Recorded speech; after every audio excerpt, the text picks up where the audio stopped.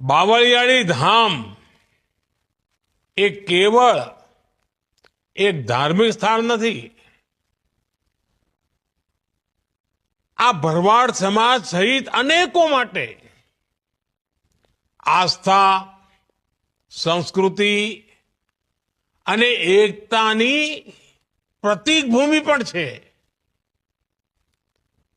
નગા લાખા ઠાકર એમની કૃપાથી આ પવિત્ર સ્થાનને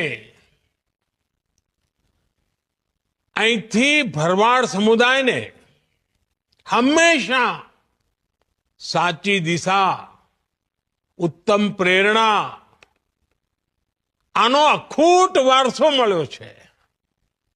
આજે આ ધામમાં શ્રી નગા લખાના ઠાકર મંદિરની પુનઃ પ્રાણ